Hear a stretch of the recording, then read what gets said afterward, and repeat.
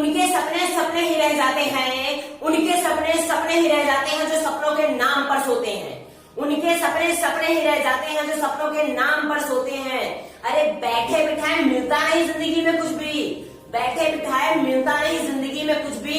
मेहनत करने वाले ही कामयाब होते हैं, मेहनत करने वाले ही कामयाब होते हैं।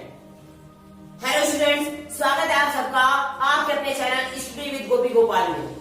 स्टूडेंट्स, जैसा कि चैनल के नाम से मालूम होता है कि यह चैनल सिर्फ स्टडी के लिए ही बनाया गया है, आप सबको लर्निंग देने के लिए बनाया गया है, आप सबको सीख देने के लिए बनाया गया है।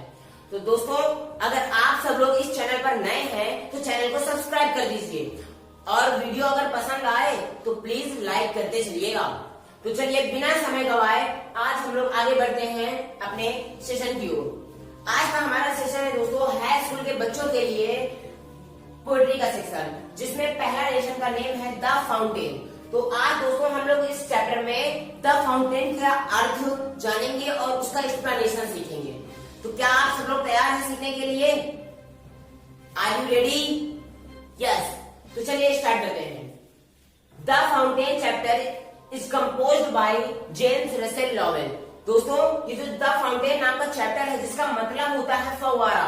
और फव्वारा कैसा होता है, मैंने एक हल्का सा डायग्राम रफली, ज्यादा अच्छा तो नहीं बनाया, ज्यादा अच्छा नहीं लगेगा आपको, बट मैंने आपको सिर्फ समझाने के पर्पज से एक छोटा सा डायग्राम बना दिया है। आपने देखा होगा बहुत सी जगहों पे ये फव्वारा ऐसे बना होता है, नीचे मतलब राउंड शेप में वो बना होता है, एक तालाब से हल्का छोटा सा, और उसी में एक लगा होता है, उसमें मोटर के माध्यम से पानी को ऊपर फ्लो किया जाता है, ऊपर चलाया जाता है और ये पानी ऊपर तक गिराता है और ये ऐसे बनता है। तो दोस्तों आज इसी के बारे में डिस्कशन करने वाले हैं, द फाउंटेन फव्वारा। ये चैप्टर लिखा गया है जेम्स रसेल लॉवेल। इसको हम इंग्लिश में कह सकते हैं the fountain is composed by James Russell Lowell. अब दोस्तों आखिरी चैप्टर में है क्या खास, तो इसका एक्सप्लेनेशन पहले मैं आपको बताता हूँ। पहला स्टेंजा है इसका, into the sunshine full of the light, into the sunshine full of the light, leaping and flashing from morn till night. दोस्तों ये चार लाइनें जो है, दीज गिवन 4 लाइन्स, ये हमको कुछ ना कुछ बताती है। अब इसमें आपने सनशाइन एक कीवर्ड आपने पकड़ लिया, तो इसका मतलब हो गया सूरज की रोशनी में। मैंने एक सूरज का डायग्राम बनाया है यहाँ पे, आप देख सकते हैं, और इसी के बारे में आज बातचीत करने वाले हैं। इनटू द सनशाइन, कवि महोदय हमको ये बताते हैं, जेम्स रसेल लॉवेल जी हमको ये बताते हैं कि ये फव्वारा सूरज के प्रकाश में कैसा दिखता है। और आपके मन में एक क्वेश्चन आ रहा होगा स्टूडेंट्स कि एक्चुअली आखिर चैप्टर के माध्यम से हमको बताना क्या चाहते हैं, इनमें फव्वारा ही क्यों लिया? दुनिया भर में बहुत सारी चीजें कुछ भी ले सकते थे। तो दोस्तों इसका मेन पर्पज ये है कि इस दुनिया में आप हर एक चीज से कुछ ना कुछ सीख सकते हैं। दुनिया भर में बहुत सारी ऐसी चीजें हैं जिसमें से आप कुछ ना कुछ सीख जरूर सकते हैं। अब जेम्स रसेल लॉवेल भी उन्हीं में से एक थे, ये हर चीज से कुछ ना कुछ सीखना चाहते थे। तो इन्होंने एक एग्जाम्पल के तौर पे इनको फव्वारा दिखा, तो फव्वारे से इन्होंने क्या सीखा, ये कैसा दिखता है, इसका अपीयरेंस, इसका रंग रूप कैसा है, ये हमको क्या सीख देता है, ये सब के बारे में आपको इस चैप्टर में सिखाया जाएगा। तो दोस्तों इस चैप्टर को मिस मत कीजिएगा और वीडियो को पूरा लास्ट तक देखिएगा। तो चलिए आगे मैं स्टार्ट करता हूँ इसका अर्थ। Into the sunshine full of the light.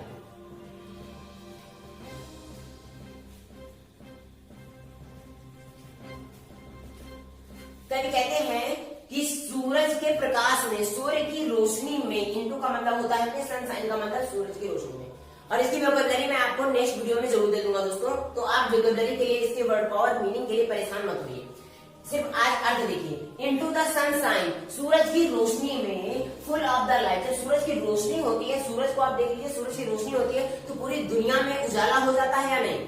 तो बस वही बताया जा रहा है, ये उजाला पूरी दुनिया के लिए होता है और फव्वारे के लिए भी होगा, ऑफकोर्स होगा। तो into the sunshine full of the light, सूरज की रोशनी में ये फव्वारा कैसा दिखता है, फुल ऑफ द लाइट, ऐसा लगता है कि मानो पूरा फव्वारा रोशनी से ही भर गया हो, चमकदार लगता है, बहुत अच्छा।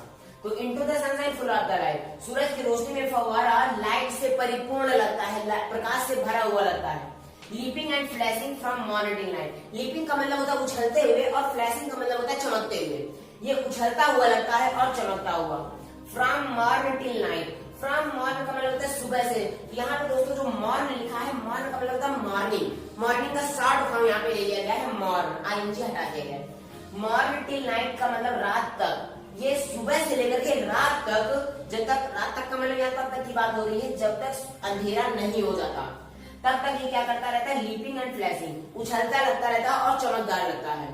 अब आपको मन में आ रहा होगा उछलता कैसे होगा, तो आप इस चित्र में दोस्तों देख सकते हैं, ये जो फव्वारा है जब यहाँ से ऊपर की ओर जाता है तो अपवर्ड डायरेक्शन में जब भी चलेगा वो उछलता हुआ मानते हैं हम लोग। इसलिए ये हो गया कि सूरज की रोशनी में फव्वारा रोशनी से परिपूर्ण होता है और सुबह से लेकर के रात तक वो उछलता और चमकता हुआ रहता है।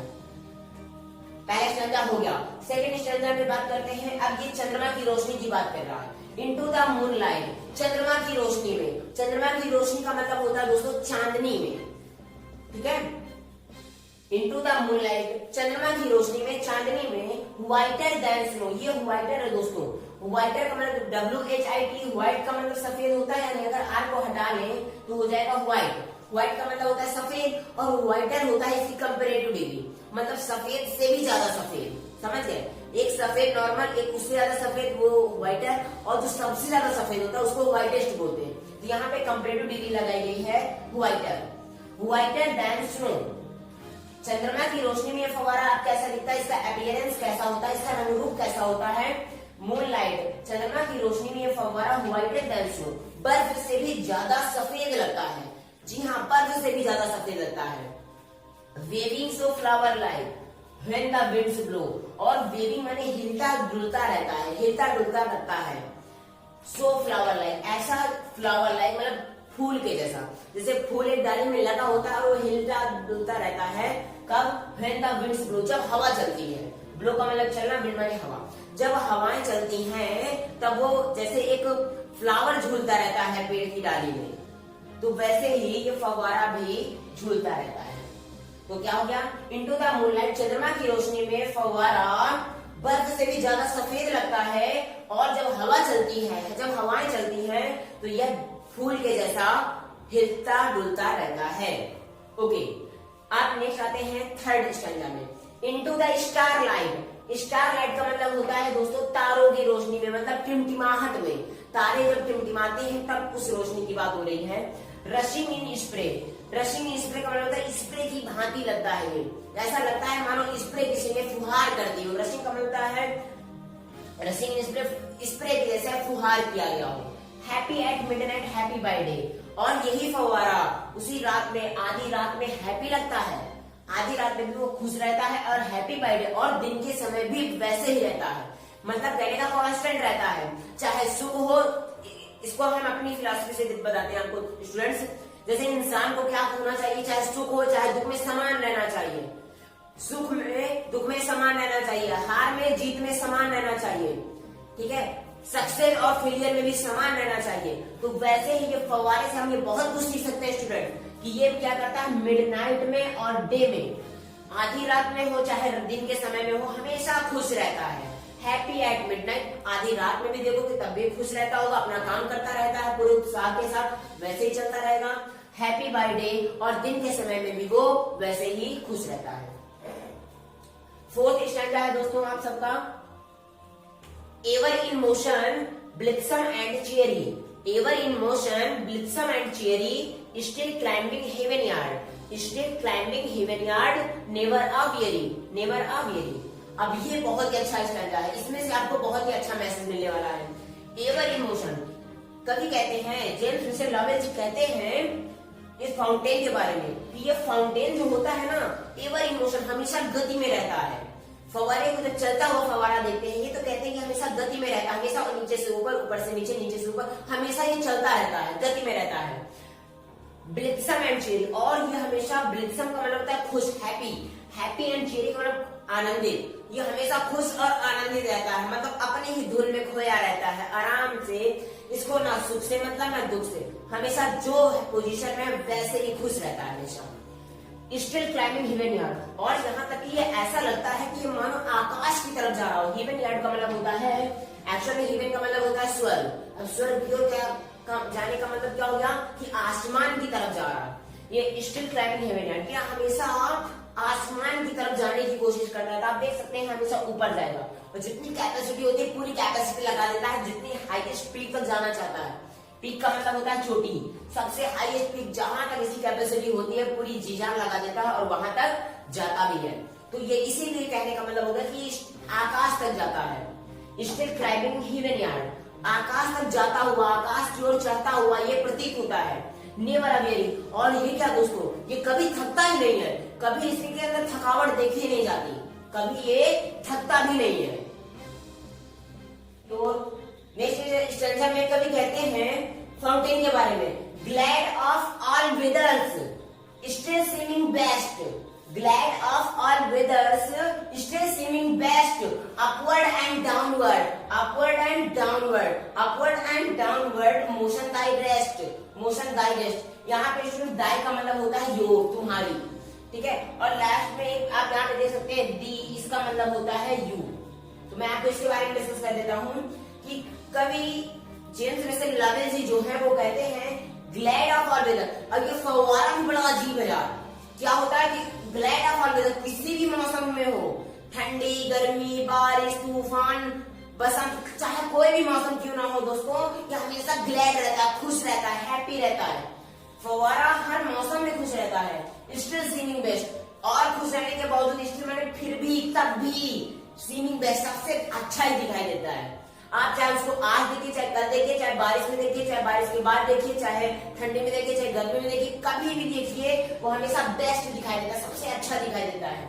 अपवर्ड एंड डाउनवर्ड, अपवर्ड का मतलब तो ऊपर की ओर जाते हुए, मतलब ऊपर की ओर पानी फेंकते हुए, एंड डाउनवर्ड और नीचे की ओर वापस आते हुए। आपको मैंने बनाया था ना कि ऐसे ऐसे ये बनता रहता है, फव्वारा ऐसे था, और इसमें क्या होता था, पानी ऊपर की ओर जाता था, वापस ये पानी नीचे भी तो आ रहा था, देख सकते हैं आप डायग्राम में, ऐसे ऐसे वापस पानी नीचे भी तो आता है। तो वही तो बोल रहे हैं, अपवर्ड एंड डाउनवर्ड, ऊपर की ओर पानी जाता है, इसका फव्वारा ऊपर की ओर जाता है और फिर नीचे की ओर भी आता है। मोशन डाइजेस्ट, और इसका मोशन ही इसका आराम है। मोशन और इसकी गति लगातार आगे बढ़ते रहना, लगातार ऊपर नीचे चलते फिरते रहना ही इसका आराम है। इसको आराम करने की जरूरत ही नहीं है, मतलब इसका काम ही इसका आराम है, इसका जो वर्क है वही उसका आराम है। हम लोग ये कह सकते हैं, वी कैन से कि the work of fountain, work of fountain is the rest of fountain, work of fountain is the rest of fountain. जो फाउंटेन का काम है वही उसका आराम है। कहता है मैं काम में ही आराम है मेरा, मेरा काम मेरा आराम। तो ग्लैड ऑफ ऑल वेदर, ये फव्वारा क्या करता है, हर मौसम में खुश रहता है, और सबसे अच्छा हमेशा दिखाई देता है। अपवर्ड एंड डाउनवर्ड, इसका हमेशा ऊपर जाता है, नीचे आता है, और इसका मोशन ही, इसकी गति, इसका आगे बढ़ते रहना ही इसका आराम करना होता है। आप स्टूडेंट्स, ये इंपॉर्टेंट, सबसे इंपॉर्टेंट है हाई स्कूल के बच्चों के लिए। मैं बता दूं ये पैराग्राफ सबसे इंपॉर्टेंट अब आ गया है, ये वाला। इसको आप जरूर से जरूर इसको अच्छे से समझ लीजिए, पूरा ध्यान यहाँ पे होना चाहिए। और हाँ, अगर अच्छा लग रहा हो तो आप सब लोग शेयर भी करते जा सकते हैं, ताकि आपके साथ साथ आपके फ्रेंड्स, आपके और भी दोस्त, रिश्तेदार सब इसका आनंद ले सके और इसको मजे के साथ, पढ़ने के साथ साथ एक मनोरंजन भी करते रहें और सीखते रहें। क्या हर्ज है। Full of nature, nothing can टेम, बहुत इंपॉर्टेंट है। हाई स्कूल वाले बच्चों समझ के करना इसको, बहुत इंपॉर्टेंट है। सबसे इंपॉर्टेंट पैराग्राफ आ गया है। Full of nature, nothing can time, changed every moment ever the same. कहते हैं कि फुल ऑफ नेचर, नेचर का मतलब प्रकृति, अगर प्रकृति अपने फुल ऑफ में, मतलब पूरे ही वेग में हो, मतलब नेचर कहते हैं, नेचर अगर अपने फुल पावर में आ जाए तो नथिंग कैन टेम, उसको कोई टेम का मतलब होता है एक्चुअल में होता है पालतू करना, टू कंट्रोल, कंट्रोल करना, उसको कोई कंट्रोल नहीं कर सकता। आपको एग्जांपल दूं, अगर तेज बारिश होने लगे तो आप में से कोई हो या फिर कोई है, आपका साइंस भी है जो उसको रोक सके बारिश को? नहीं। तूफान आ जाता है पूरे वेग में, यहाँ तक कि बड़े बड़े पेड़ों को भी उखाड़ के ले जाता है। क्या साइंस के पास ऐसी पावर है कि उस तूफान को रोक सके? नहीं है ना। तो वही है कि फुल ऑफ नेचर, अगर प्रकृति अपने पूरे पावर में आ जाए ना तो नथिंग कैन टेम, कोई उसको रोक नहीं सकता, कोई नहीं रोक सकता। चेंज्ड एवरी मोमेंट, हर क्षण बदलता रहता है। ये फव्वारा भी बिल्कुल वैसा ही है दोस्तों कि फुल ऑफ नेचर, ये जब पूरे नेचर में होता है ना, अपने पूरे वर्क में, पूरे कॉन्फिडेंस में, पूरे नेचर, पूरी प्रकृति में होता है। तो नथिंग कैन टेम, इसको कोई कंट्रोल नहीं कर सकता। अभी पानी ऊपर जा रहा है तो क्या कोई रोक सकता है कि नहीं इसको रोक ले भाई, आगे ना जाने दे? नहीं रोक पाएंगे।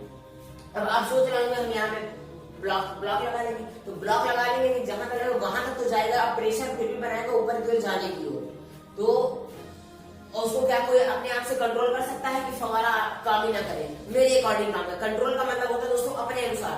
फवारे को बोलो उधर चले तो क्या वो उधर जाएगा, फवारे को बोलो इधर आए तो क्या वो इधर आएगा, फवारे को बोले भाई आपके सामने ये मेरे स्टूडेंट्स है, मेरे स्टूडेंट मैं बोलूं फवारा मेरे स्टूडेंट के सामने आप ऊपर की ओर चलो और नीचे और क्या करेगा? नहीं करेगा ना। अगर मैं ऐसा कहता हूं तो क्या होगा? सब लोग बोलेंगे पागल है सर। तो वही है, full of nature nothing can टेम। अगर नेचर अपने पूरे पावर में होती है तो उसको कोई भी कंट्रोल नहीं कर सकता। Change every moment even the same. और ये फव्वारा भी बिल्कुल नेचर की इसी फिलॉसफी को फॉलो करता है, इसको भी कोई कंट्रोल नहीं कर सकता। चेंज एवरी मोमेंट, ये हर क्षण, मोमेंट का मतलब होता है क्षण, हर क्षण, हर समय, हर पल ये क्या करता रहता है? बदलता रहता है, बदलता हुआ ही लगता है। जैसे अभी आपने पढ़ा ना, हर क्षण कैसे बदलता है? सूरज की रोशनी में अलग, चंद्रमा की रोशनी में अलग, तारों की रोशनी में अलग, हवा चलती है तो अलग, हर पल बदल रहा है। एक बार कैसे फिर भी रहता सेम है। सेम का मतलब हमको वैसे ही इंस्पिरेशन करता है, हमको वैसे ही प्रेरणा देता रहता है। चेंज इवर द सेम, फिर भी वैसा ही रहता है। और इसके बारे में इसका आगे का डिस्कशन ये वाला होने वाला है कि इवर द सेम कैसे रहता है, हमेशा सेम कैसे रहता है। सीजलेस एस्पायरिंग, सीजलेस का मतलब होता है लगातार, कंटिन्यूअसली, लगातार हमको इंस्पायर करता है। इंस्पायर का मतलब होता है आगे बढ़ना, ये लगातार आगे बढ़ता रहता है, ऊपर की ओर बढ़ता है हमें, लगातार आगे बढ़ता रहता है। सीजलेस कंटेंट, और अपनी प्रोग्रेस से ही, अपनी प्रोग्रेस क्या होता है? पहले आप यहाँ पे थे, फिर आपका लेवल बढ़ा, आप यहाँ आ गए, उसके बाद लेवल बढ़ा, आप यहाँ आ गए। तो वैसे फव्वारा भी तो इसी को बोलते हैं प्रोग्रेस। मतलब आप नीचे से ऊपर की ओर जा रहे हैं तो ये होता है प्रोग्रेस। अब आप सीढ़ियों में मत चढ़ने लगना, सर मैं सीढ़ियों में चढ़ने जा रहा हूँ या मैं सीढ़ियों में चढ़ने जा रही हूँ और मैं प्रोग्रेस कर रही हूँ, भाई इसको प्रोग्रेस नहीं कहते। मतलब अपने लेवल में आप आज आपको 10 मीनिंग लर्न है, कल आपको 50 मीनिंग लर्न हो जाए, मैं 20 मीनिंग लर्न हो जाए, ये होती है प्रोग्रेस। ठीक है, तो यहाँ पे फव्वारा पहले यहाँ से स्टार्ट होता है ना, यहाँ से स्टार्ट हुआ, आगे बढ़ता है, प्रोग्रेस करता रहता है। तो वही है सीजलेस कंटेंट, अपनी प्रोग्रेस क्या करता है? कंटेंट रहता है, सेटिस्फाइड रहता है, खुश रहता है, संतुष्ट रहता है कि मैं जैसा हूँ वैसा हूँ। और हम में से बहुत से लोग परेशान रहते हैं, यार मैं पतला हूँ, मैं काला हूँ, मैं मोटा हूँ, परेशान है। भाई सीखो, नेचर क्या करती है? नेचर हमको बहुत कुछ सिखाती है। सीखना चाहते हो तो सीखो, सीख सकते हो आप। सीजलेस इंस्पायरिंग, ये फाउंटेन हमको क्या करता है? हमेशा फाउंटेन जैसे आगे बढ़ता रहता है। सीजलेस कंटेंट, और अपनी प्रोग्रेस हमेशा लगातार अपनी प्रोग्रेस करता है और उससे खुश भी रहता है, सेटिस्फाइड रहता है। डार्कनेस और सनशाइन, चाहे तो अंधकार हो या फिर सनशाइन या उजाला, चाहे अंधेरा हो चाहे उजाला, चाहे अंधेरा हो या उजाला, दाई एलिमेंट, इसके एलिमेंट है, इसके अवयव है, इसके अंग है। दोस्तों यहाँ पे ये दोहराने में बहुत बड़ी बात कहने जा रहे हैं। डार्कनेस और सनशाइन दाई एलिमेंट, फाउंटेन, चाहे अंधेरा हो चाहे उजाला, इसके अंग होते हैं। वैसे हमारी लाइफ में भी क्या होता है? सुख और दुख, ठीक है, हैप्पीनेस और सैडनेस, ये दो अंग होते हैं।